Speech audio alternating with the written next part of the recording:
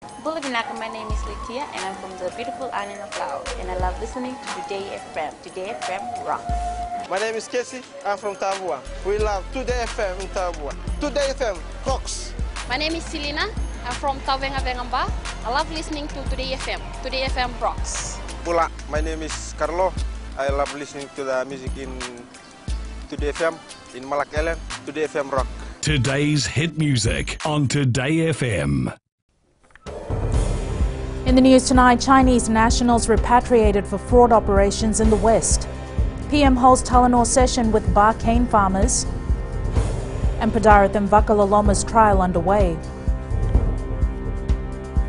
From the studios of FBC Suva, Jackie Smith. The police commissioner confirms there's no threat to our border security despite the repatriation of 77 Chinese nationals sent back to China from Fiji last week. They are suspected to be involved in more than 50 telecom and online fraud cases targeting Chinese citizens in China. The frauds total close to $900,000 US. Akusita Thale tells us more. Police Commissioner Brigadier General Sitiveningili Ho revealed to FBC News that the majority in Fiji. Let's get that straight. No, there was nothing. No victim was a Fijian, and they were all foreigners from China. None of them had Fijian passports, so that's why they were in breach of their visa conditions. We even had some of them coming into the country, and we got them as soon investigations in their home country, and this will further go through the process of law, and we can't reveal finer details of it because it would jeopardize the trial that will go on after that. Gilliho is calling on the community to be mindful of not making statements that might cause racial antagonism to our Chinese community. Akusita Tale, FBC News. The onus now rests upon cane farmers to make effective use of the sugar allocation in the 2017-2018 national budget. While responding to queries from farmers, Sugar Minister Vorenge Bainimarama said the sugar industry has received a healthy budget which will help with cane production. Rachel Nath reports. Speaking to farmers at the Rorowai mill this afternoon, Prime Minister Vorenge Bainimarama says it's important to focus on improving standards. That's a wonderful budget for the sugar industry, and my onus is now to you to work that budget. So maybe next year we can force the Minister for Economy to give us more budget, more money. Concerns were also raised in terms of maintenance, funding and reforms. However, the Prime Minister highlighted these issues are already being addressed by the government and FSC. Operates in a flat area with a row of 20 chains, long distance, the fuel cost will be very low. Whereas where we are operating shorter area, our fuel costs have increased. The Commerce Commission have come in and set a limit. We will not be able to operate with that limit. To have that figure change, we have to put up a case to the Commerce Commission, and maybe we'll have a look at it. We've looked at the harvesters that have been brought in. We've actually done an extensive study in looking at the various costs. The Rorowai mill has shown excellent performance in comparison to other mills. The mill in the last couple of weeks, I've been given briefing about the mill, about the wonderful product that are coming out, and of course also the less number of breakdowns. Already crushed 250,000 tons of cane. Last year at this time we crushed only 131,000 tons of cane.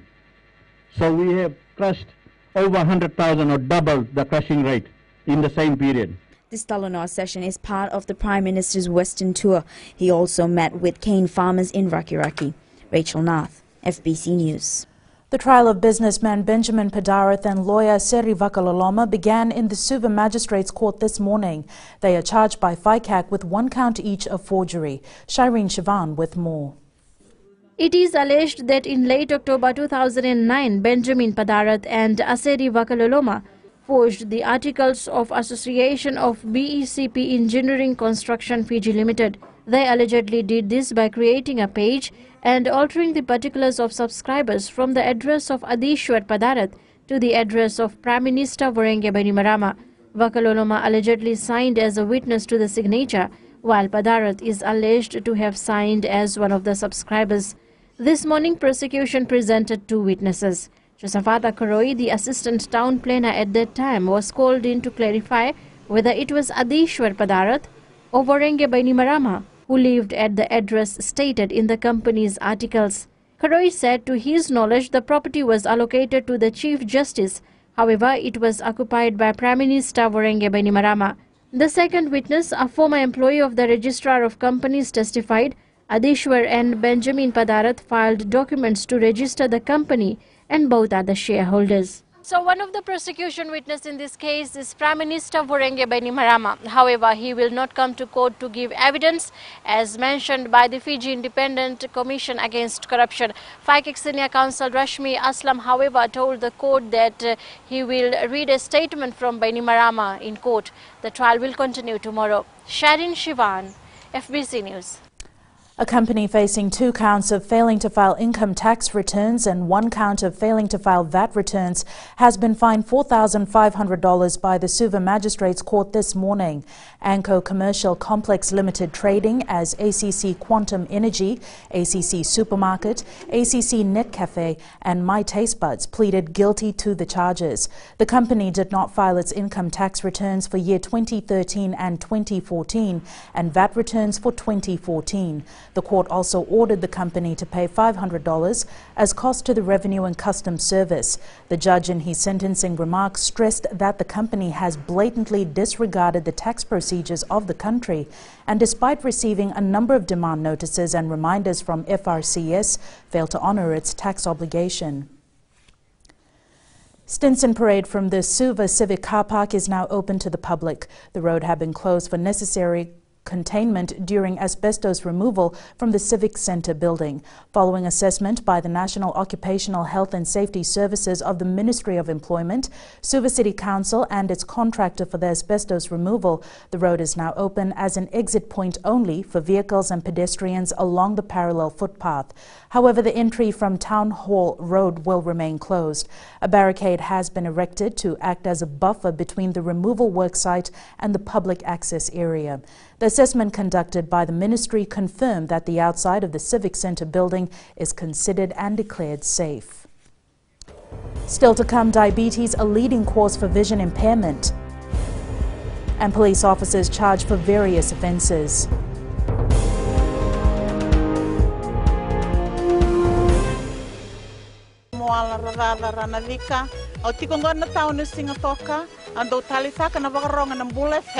Number 2 na serre. Ya dora subuni kurna bili. Ibora ni batukara hambara binaranga. Total takina na warronga na Bula FM. Number 2 na serre. Bula. Bula FM number 2 na serre.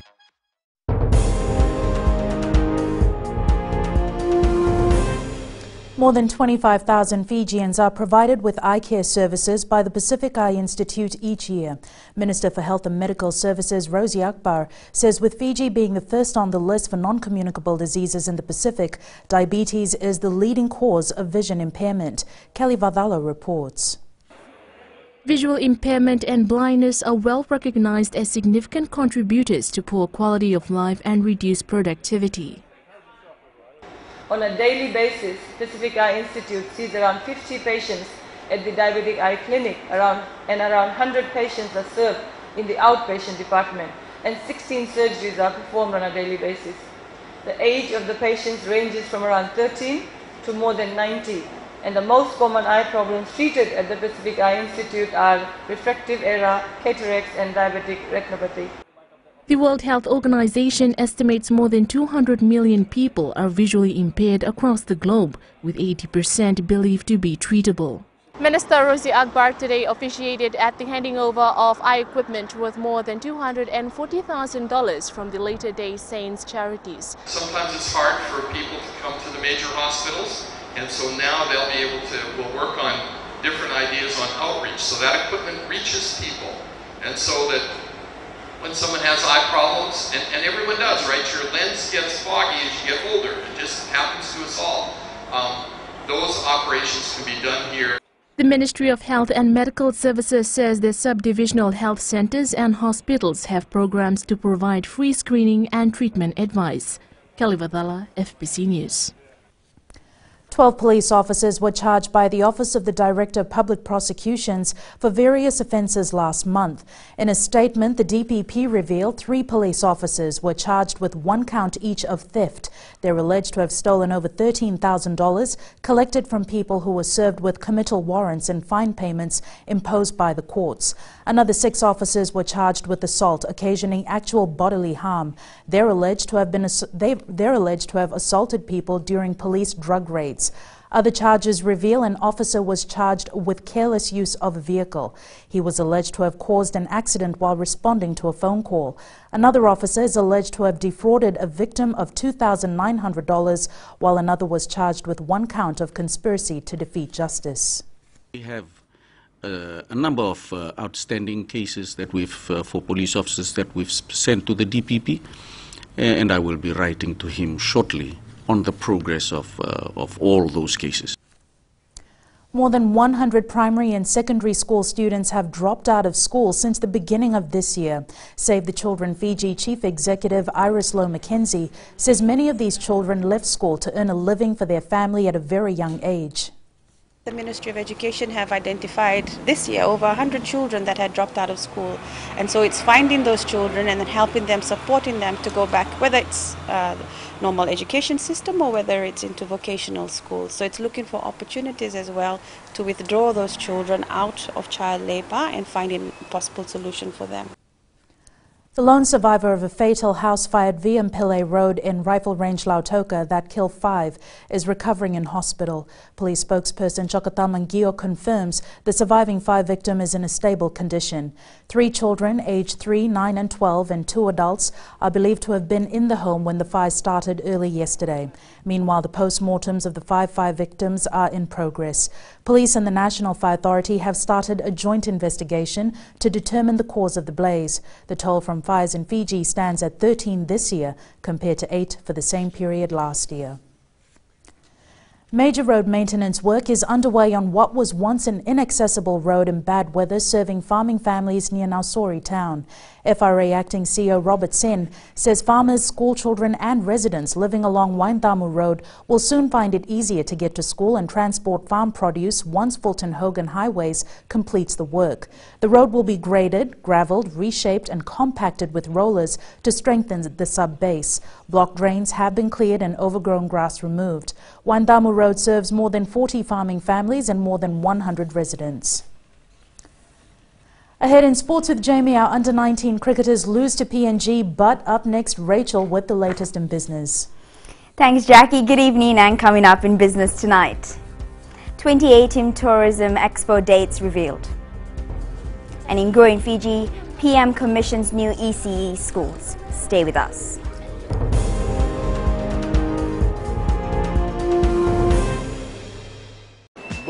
I'm another sort of of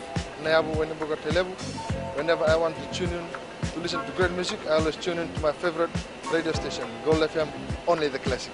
My name is Lita. We love listening to Gold FM here at the Fiji Hideaway Resort and Spa. Gold FM, only the classic hits. We here at Tano Waterfront Lautoka love listening to Gold FM, only the classic hits. Gold FM, only the classic hits.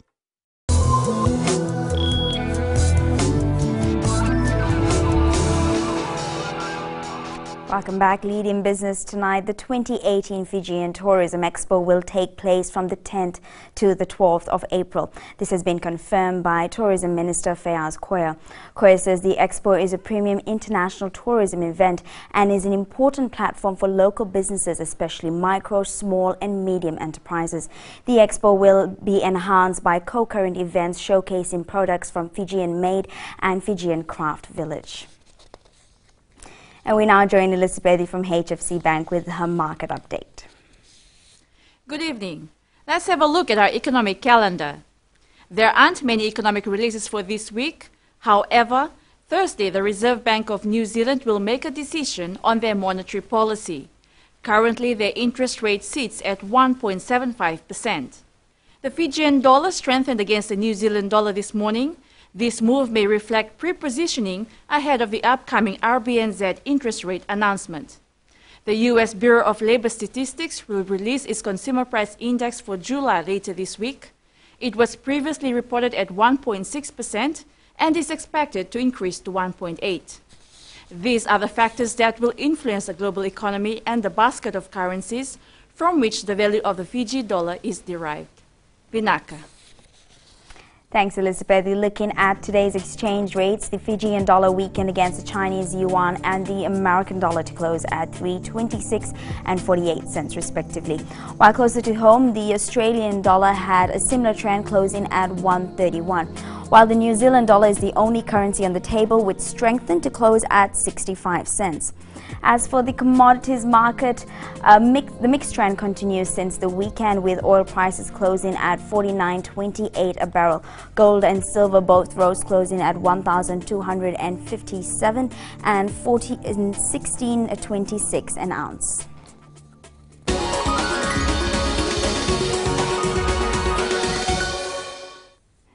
And in growing Fiji tonight, 3 early childhood centres were opened in Rakiraki in the Western Division by Prime Minister Varenge Bainimarama yesterday. Bainimarama, on a tour to the West this week, brought smiles to these youngsters when he opened their new learning centre. The Prime Minister commissioned early childhood education centres in Matawailevu, Borotu and Naiwalu.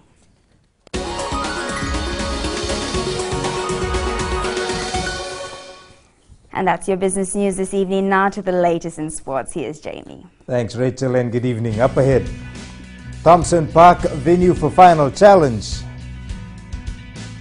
And schools prepare for football IDC. This and more coming up.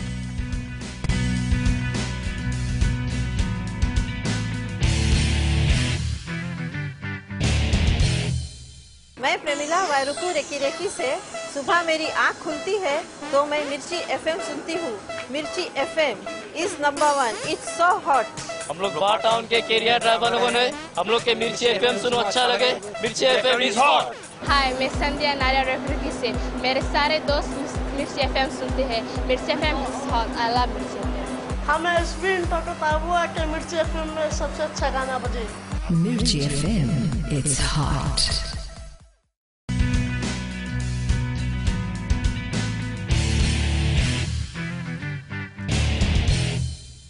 The last HFC Bank Fairbrother Challenge match between current trophy holder Namosi and Rewa will be held at Navo's Thompson Park on Saturday.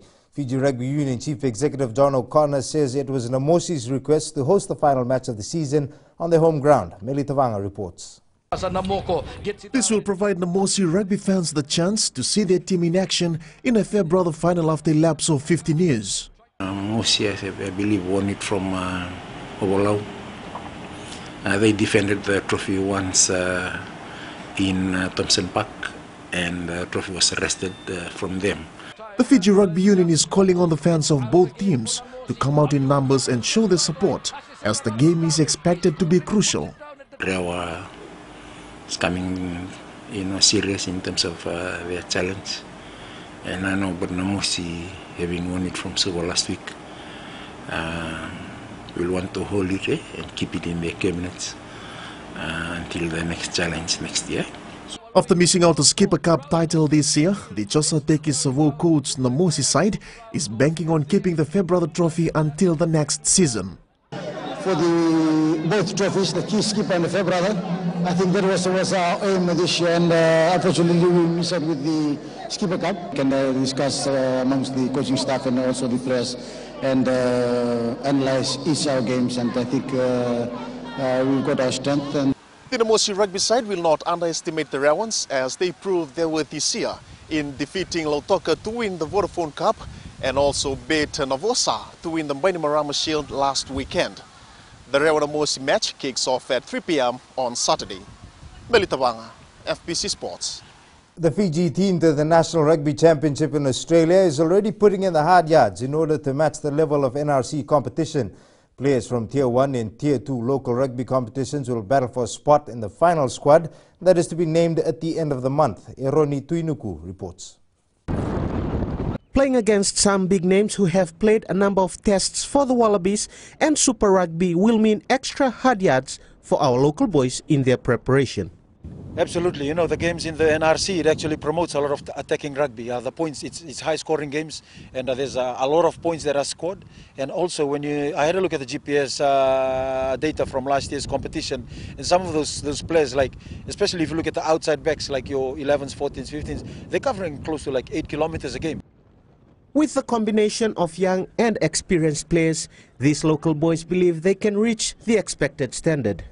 I think the boys just need to get familiarized and some clarity through our game pattern, as nothing changes from what the coaches are implementing to the Fiji Warriors squad from the Flying Fijian. A team that is most likely to feature majority of our local players will be up against the giants of Australian rugby. Eroni Tuinuku, FBC Sports. After nearly a decade, the Crusaders are once again Super Rugby champions, beating the Lions 25-17 in the final on Sunday. The team landed in Christchurch very early this morning, where a sea of loyal fans waited to greet them. Vunimono Secondary is all geared up for the Fiji Secondary School Association's Inter-District Championship starting Sunday. While the school has qualified in the boys under-19 division, hopes are high the girls team will do wonders with the inclusion of national reps. Vaishnav Prasad reports. The struggle is finally paying off the girls of Vunimono Secondary School's open team. The side will be guided by 2 national reps who were part of the silver medal winning Fiji under-19 team in New Zealand.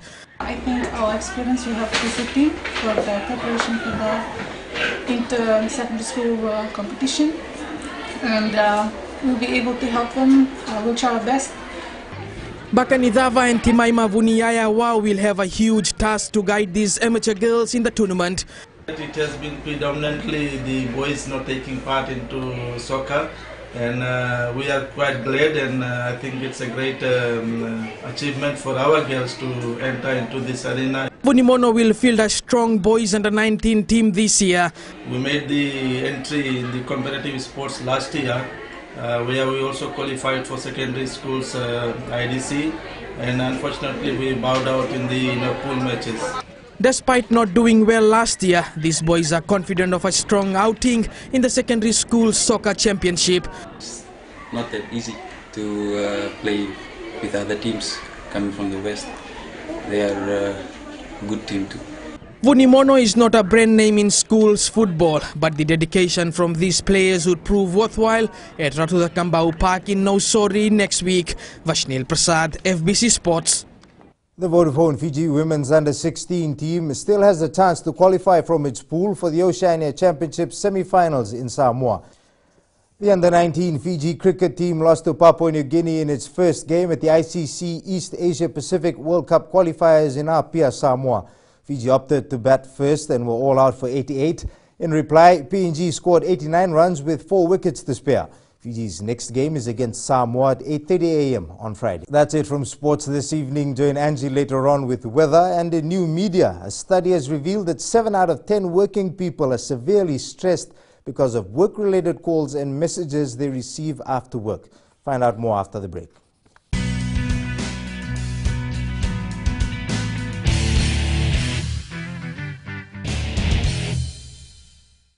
Bula, kera mai singatoka, kera ndo talita kana varorong na Radio Fiji 1 and Domoy Viti.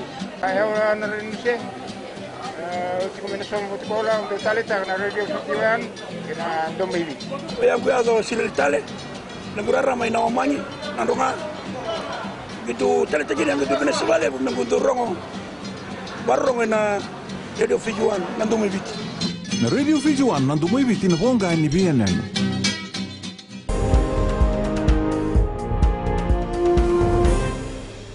In new media, the results of a poll in Korea show that 7 out of 10 working people are severely stressed because of work-related calls and messages they receive after work.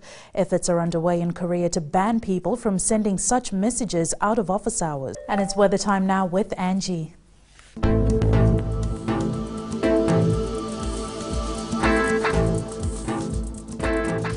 Hello there and welcome to the Weather World. A fresher day for many.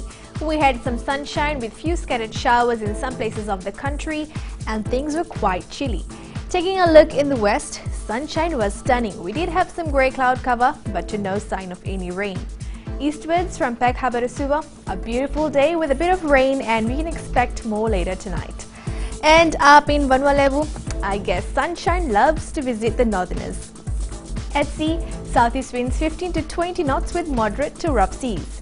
And for the tides, low tide early tomorrow morning will be at 1:15 with a high tide at 7:18. The beautiful sunrise will be at 6:35. For tomorrow, a change in the weather pattern is likely. There will be more rain than sunshine. Tomorrow's temps, Suva and Savu will be quite cool at 26 degrees. And looking further on to Thursday, mixed conditions are likely to continue. And that, Jackie, wraps up our FBC weather for tonight. Thanks so much for that, Angie. On Fijian Pulse today, we asked, should every household have smoke detectors?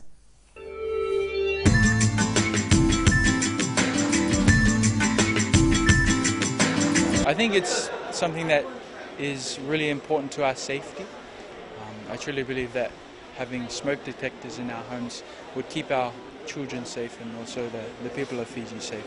If you're talking about a setting in urban area, I guess it should be installed because it is beneficial for all and everyone. Because then again, it's going to help us decrease the amount of fire that is happening around. I think is important because it can wake the people inside the house. I do believe that homes should have the smoke detectors installed in the houses. It helps keep the people in the house safe.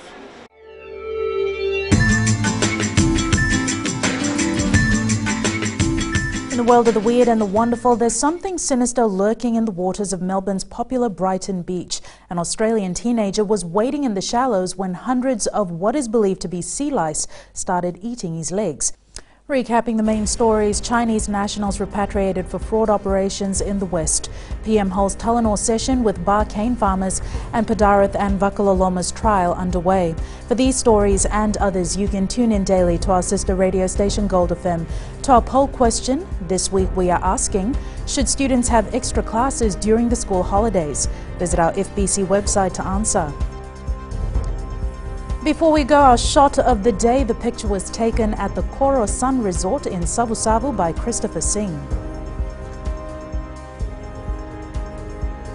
Send us newsworthy pictures and videos on email fbcnews@fbc.com.fj or share it with us via Facebook page FBC News. You can also follow and tweet us your news tips at FBC_news or simply hashtag FBC News. That was your FBC News for tonight. From the team and I, good night.